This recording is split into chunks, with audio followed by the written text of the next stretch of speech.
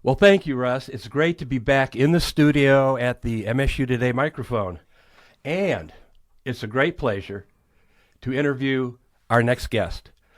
She is Dr. Kelly Millenbah. She's the Dean of the College of Agriculture and Natural Resources, just recently appointed Dean after over a year as interim Dean. The first woman to head the College of Ag and Natural Resources since MSU's founding in 1855. You know, that'd be about 167 years. She's also a professor in the Department of Fisheries and Wildlife in the College of Ag and Natural Resources. Kelly, first, heartiest congratulations. Thank you. And welcome to Thank MSU you. Today. Okay, Kelly, let's start. Let's give the listeners a snapshot of who you are, a little bit of background. You're a Wisconsin native, but tell us more. Thank you. And it's so nice to see you again and to be back in this space with you. I actually am a native of the state of Wisconsin. I grew up there and did my undergraduate degree at Ripon College, and then came to Michigan State University with every intention of being here for 2 years. I was here to pursue a master's degree and then hopefully would move out into working with an agency, and got the opportunity to stick around. I had an individual who was a huge advocate and said, how about staying on for a PhD? And we'll get you some experience working with a federal agency. And so I thought, well, I think I can get through those comprehensive exams. And then about 2 years into my PhD, I was offered a tenure stream faculty position. And the idea behind it was as soon as I finished my PhD, I'd roll into that position. And then I've never left. And there's a reason for that. I've had opportunities to go elsewhere. But Michigan State University, what it offers, the people that are here have always pulled me back. And it's been an absolute joy and a pleasure for me to be here, and an incredible honor for me to be the Dean of the College of Ag and Natural Resources. Now, your doctorate and master's are in fisheries and wildlife, but you took sort of a different research angle. You looked a lot at the research related to undergraduate or education and how to do that best in the natural resources arena, right? Yes, that's correct. I'm trained as a wildlife biologist, and after I went through promotion and tenure, so when I became an associate professor with tenure, I decided that I was really more interested in a different kind of wildlife, and that's our students, and understanding what motivates them. Why do they choose to come into different disciplines? Why were they leaving? And then that led into more interest in wanting to understand how can we create the best kinds of programs for our students. They're our future. We owe it to them because they chose to come here, and that's why I get the pleasure of being a faculty member and administrator. How can we give them the best opportunities possible? So that then led into more work around the scholarship of teaching and learning, and that's where my passion space has been. Well, teaching and learning, a lot of folks who would look at Michigan State University and the various colleges would be familiar with teaching and learning. However, the College of Ag and Natural Resources is a little bit more complex than the other colleges on campus. How would you explain the College of Ag and Natural Resources to listeners who may not be familiar with how it's structured? Yes, when you said it's complex and complicated, but it's complex and complicated in really exciting ways.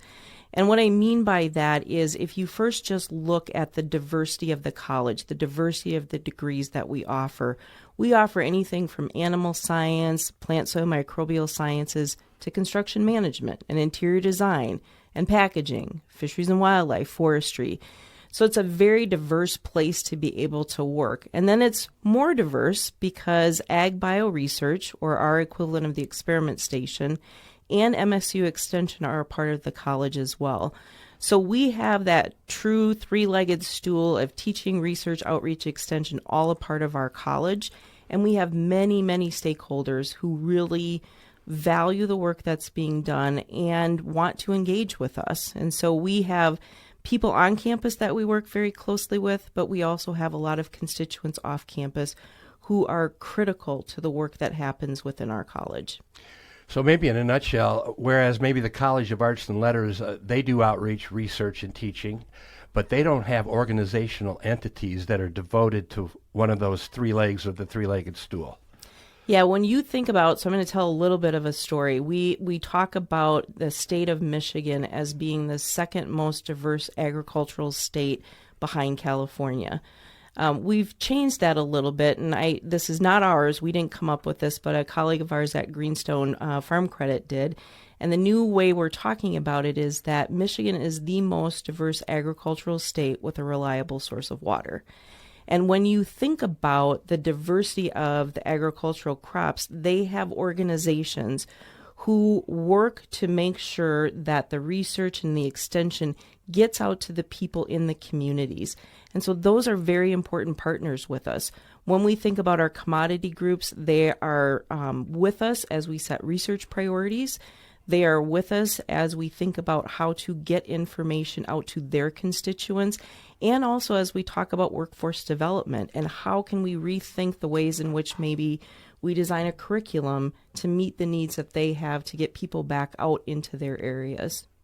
I'm talking with Dr. Kelly Millenbah, who's the Dean of the College of Agriculture and Natural Resources at Michigan State University. Kelly, you've mentioned stakeholders 2 or 3 times.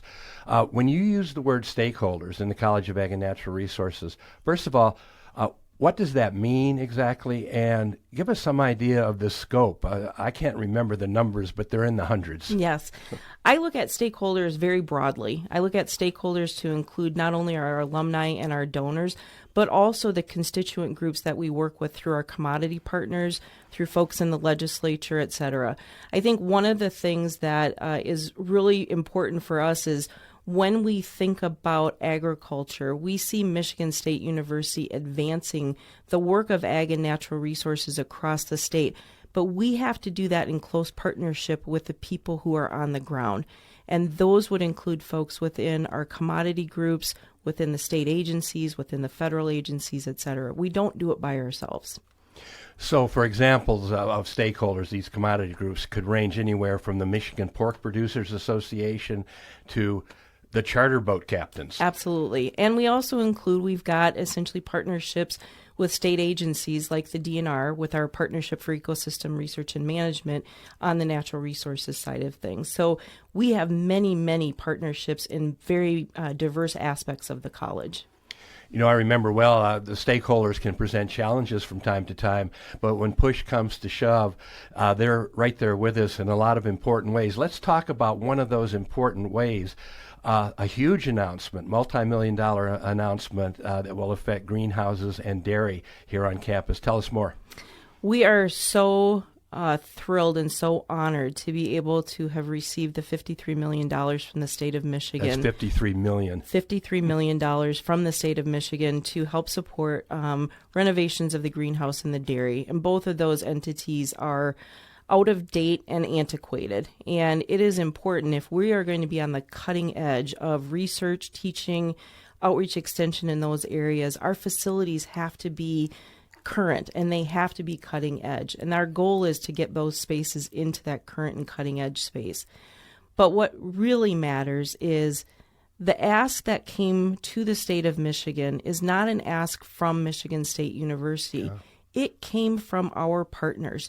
So those individuals within our respective commodity groups working together, Farm Bureau and Greenstone and a whole host of different entities, really making the ask on behalf of Michigan agriculture.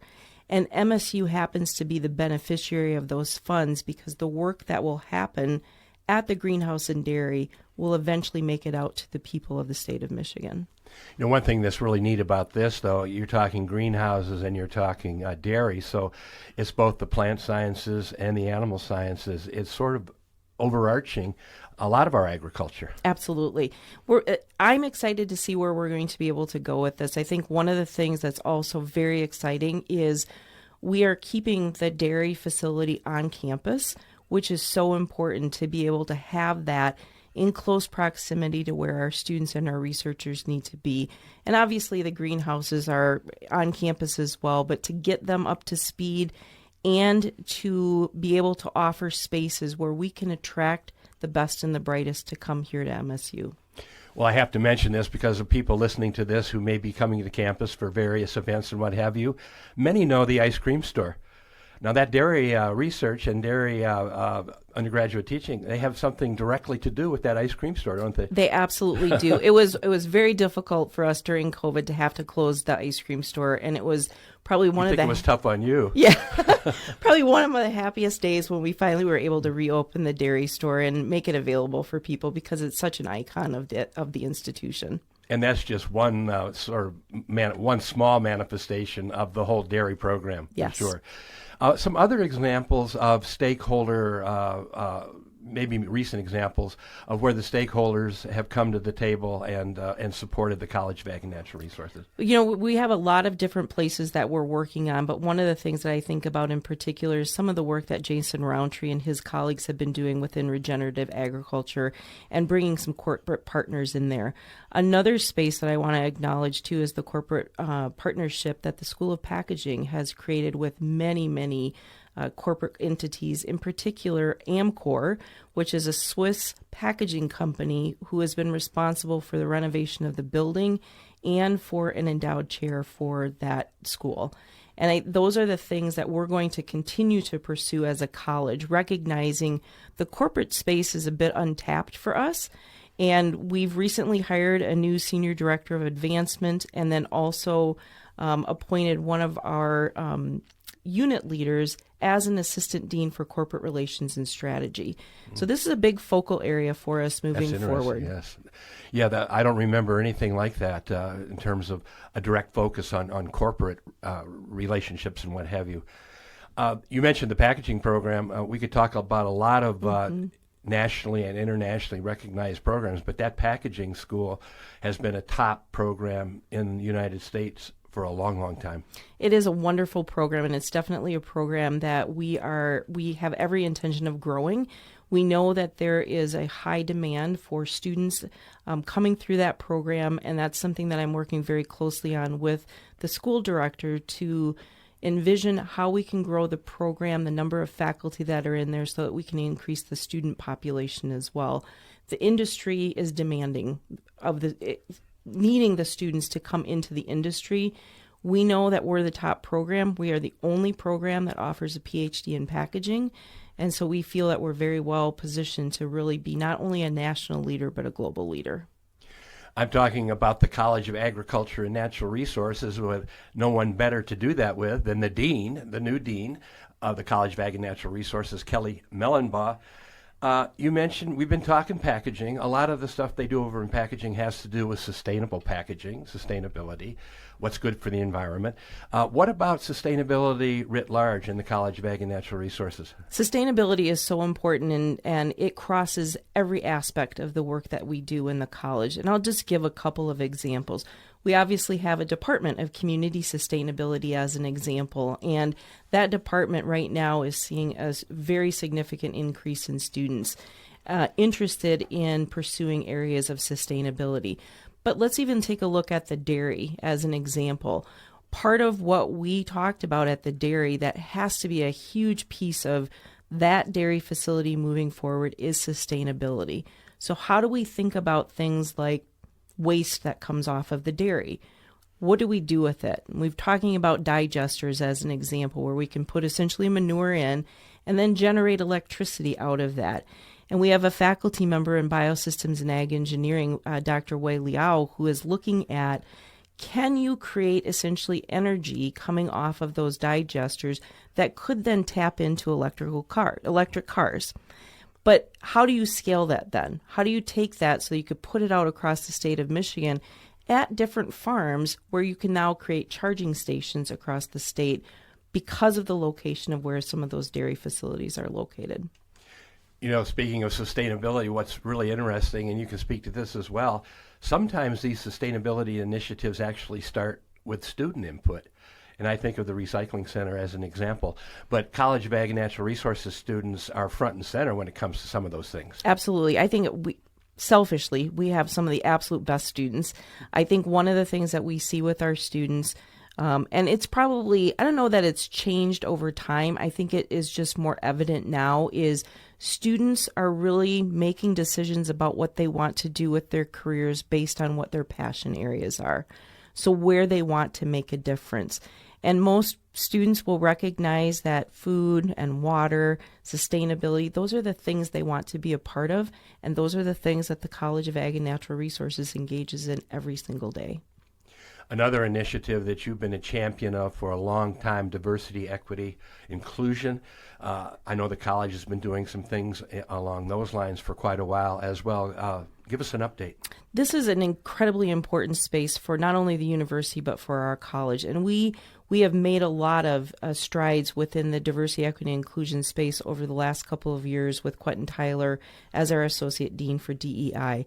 But that doesn't mean we're done, and we have more work that we need to do, and in particular addressing issues that are tied into, I think, different populations of students that are historically underrepresented. How do we create better relationships, better pathways for those students to want to come into ag and natural resources and be successful? And it's not just about the students. It's how do we ensure that we have a culture and an environment and a sense of community that not only wants to welcome people in from various backgrounds, but we want to keep them as a part of our community. We're working on that, but we have more work to do, and I'm excited that we're going to keep working in those spaces, not only in the department, but also in the college as well. And that'll likely be a big part of our strategic plan that we're going to really start working on in earnest in the coming months.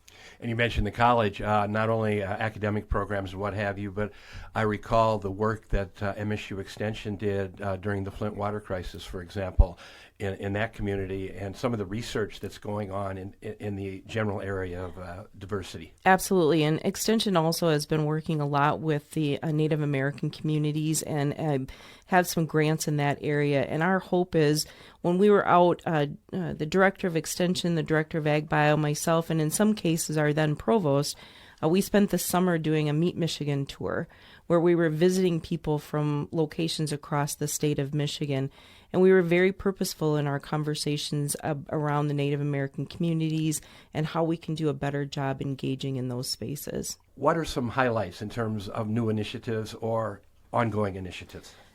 So I might change the question slightly because I think it's something that's kind of on the top of my mind and the thing that probably keeps me awake and causes me the most, I don't know if worry is the right word.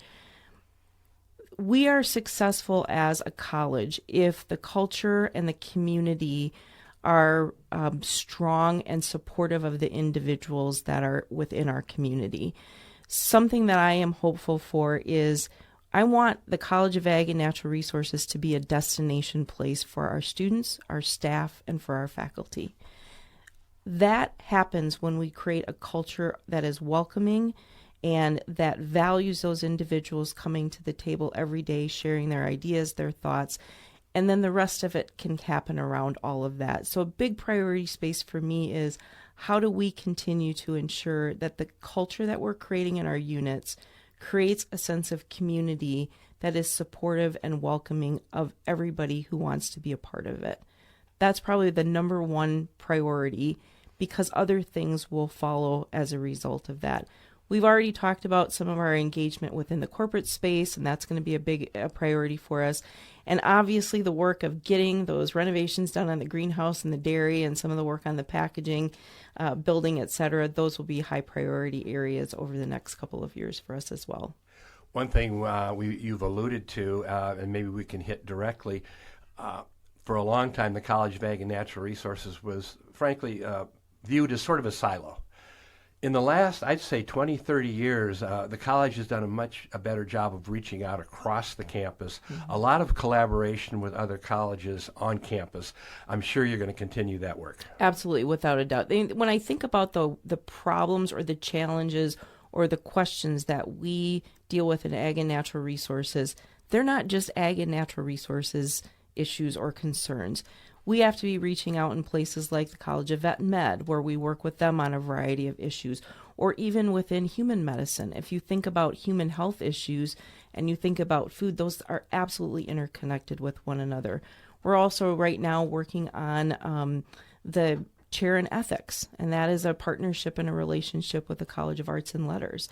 So I don't see any of the work that we do in Ag and Natural Resources being siloed. If we are not reaching out to people from different disciplines, we are doing a disservice to the work that we do in A&R and across the state. And I know some of your faculty, a good many faculty, and also a good many researchers have joined appointments in not only the College of Ag, but other colleges on the Michigan State campus. Absolutely. And I think one of the things that I've learned as a part of that is we've learned how to do those much better. Obviously, when you first start them, you hit a lot of road bumps along the way, but we have worked really hard to make sure that we have better understandings of what it means for the faculty member, how they need to engage in both of the spaces that they might be. But we also have the Partnership for Ecosystem Research and Management that I talked about before, which is a partnership with the state agency. And how do we make sure that we're meeting the needs that they have as well? Again, those are going to still be critical and important parts of what we do, but we've learned a lot and improved them a lot as well. If parents and high schoolers are listening to this interview, why should they take a long, hard, and serious look at the College of Agriculture and Natural Resources? The first thing that I would say is that there seems to be something for everyone in the College of Ag and Natural Resources. When I was over meeting with the Green Line team, the student callers that call on behalf of the college, I asked the question, how many of you like to eat? How many of you like to have clean drinking water? And of course, all the hands went up. And I said, those are the kinds of things that we work on in the College of Ag and Natural Resources. Join us, be a part of us. But I do think that probably the biggest hidden secret that we have is people don't know of all of the diversity that happens within our college and the different ways in which students can come in to programs, whether it's the two-year certificate program where we have partnerships with 12 community colleges, whether it's four-year degree, master's, or PhD, there's a space for just about anybody. And for those who want to learn more, you have an excellent communications team. You have a robust website. You have Futures Magazine. There are a lot of things that people can consult to learn more about the College of Ag and Natural Resources. Absolutely. One of the things that we're trying to encourage everybody in the college to do is not be so humble and to talk about all of the great work that's happening, whether it's on the student side, the staff side, the faculty, research extension. We know that we're doing really good things, but we need to also make sure other people know of all the good things we're doing. Well, I was really looking forward to this interview, and it's certainly been enlightening. I've been talking with Dr. Kelly Millenbah, the Dean of the College of Agriculture and Natural Resources at Michigan State University. Kelly, thanks so much for your time. It's been a pleasure. Thank you. It's been a pleasure.